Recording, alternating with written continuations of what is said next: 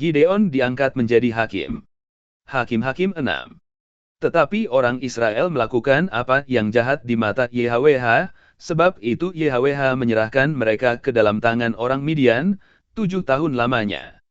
Dan selama itu orang Midian berkuasa atas orang Israel.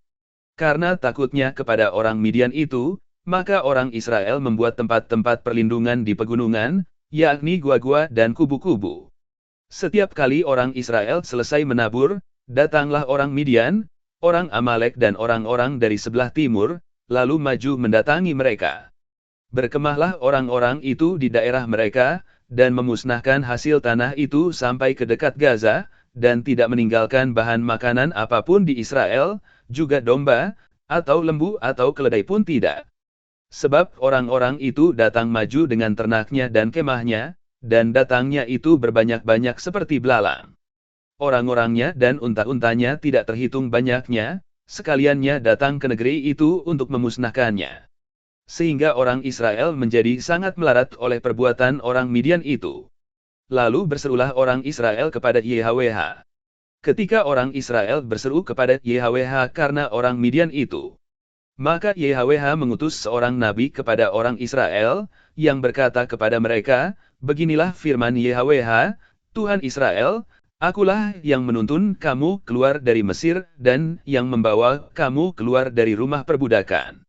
Aku melepaskan kamu dari tangan orang Mesir dan dari tangan semua orang yang menindas kamu, bahkan aku menghalau mereka dari depanmu dan negeri mereka kuberikan kepadamu. Dan aku telah berfirman kepadamu, Akulah YHWH, Tuhanmu, maka janganlah kamu menyembah dewa orang Amori, yang negerinya kamu diami ini. Tetapi kamu tidak mendengarkan firmanku itu." Kemudian datanglah malaikat YHWH dan duduk di bawah pohon tarbantin di Ofra, kepunyaan Yoas, orang Abizer itu, sedang Gideon, anaknya, mengirik gandum dalam tempat pemerasan anggur agar tersembunyi bagi orang Midian. Malaikat YHWH menampakkan diri kepadanya dan berfirman kepadanya, "Demikian, YHWH menyertai engkau, ya pahlawan yang gagah berani." Jawab Gideon kepadanya, Tuanku, jika YHWH menyertai kami, mengapa semuanya ini menimpa kami? Di manakah segala perbuatan-perbuatannya yang ajaib, yang diceritakan oleh nenek moyang kami kepada kami, ketika mereka berkata, "Bukankah YHWH telah menuntun kita keluar dari Mesir?" Tetapi sekarang YHWH membuang kami dan menyerahkan kami ke dalam cengkraman orang Midian.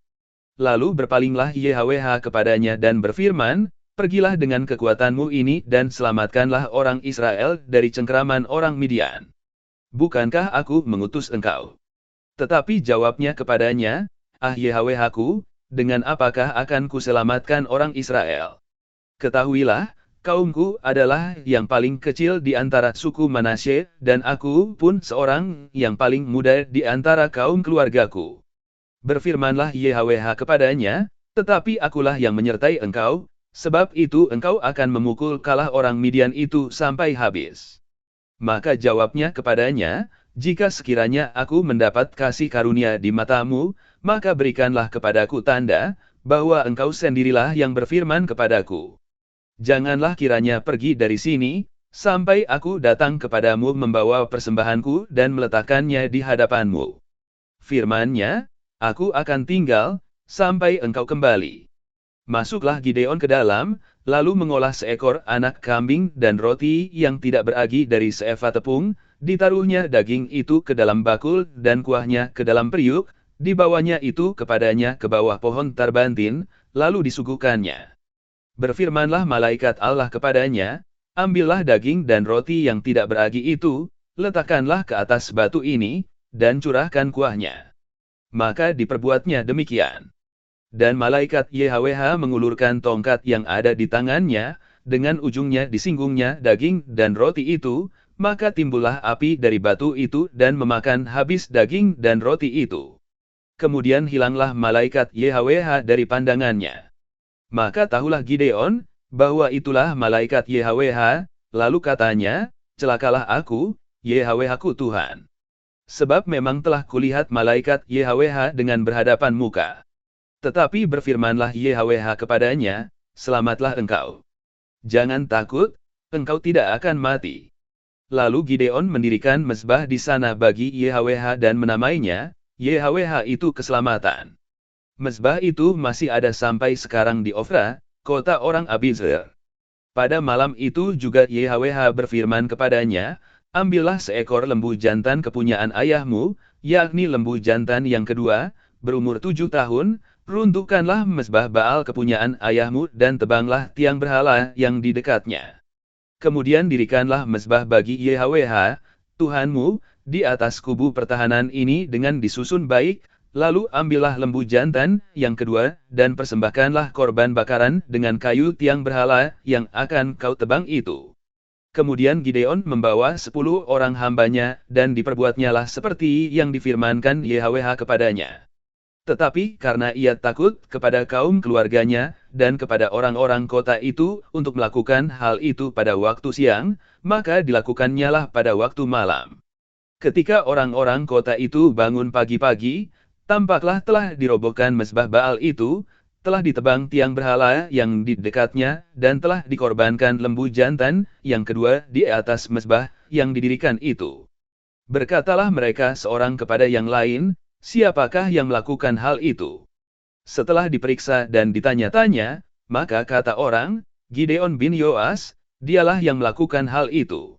Sesudah itu berkatalah orang-orang kota itu kepada Yoas, bawalah anakmu itu keluar, dia harus mati, karena ia telah merobohkan mezbah Baal, dan karena ia telah menebang tiang berhala yang di dekatnya.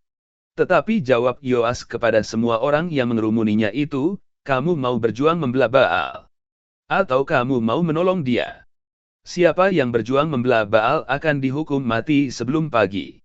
Jika Baal itu dewa, biarlah ia berjuang membela dirinya sendiri, setelah mezbahnya dirobohkan orang. Dan pada hari itu diberikan oranglah nama Yerubbaal kepada Gideon, karena kata orang, biarlah Baal berjuang dengan dia, setelah dirobohkannya mezbahnya itu. Seluruh orang Midian dan orang Amalek, dan orang-orang dari sebelah timur telah berkumpul bersama-sama, mereka telah menyeberang dan berkemah di lembah Yezreel. Pada waktu itu roh YHWH menguasai Gideon, ditiapnyalah sangkakala dan orang-orang Abiezer dikerahkan untuk mengikuti dia. Juga dikirimnya pesan kepada seluruh suku Manasye, dan orang-orang ini pun dikerahkan untuk mengikuti dia. Dikirimnya pula pesan kepada suku Asyer, Zebulon dan Naftali, dan orang-orang ini pun maju untuk menggabungkan diri dengan mereka.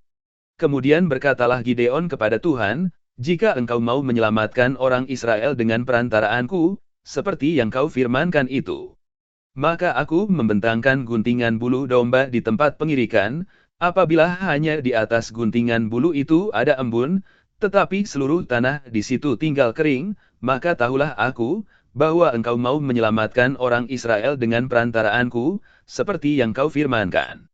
Dan demikianlah terjadi, sebab keesokan harinya pagi-pagi ia bangun, dipulasnya guntingan bulu itu dan diperasnya air embun dari guntingan bulu itu, secawan penuh air.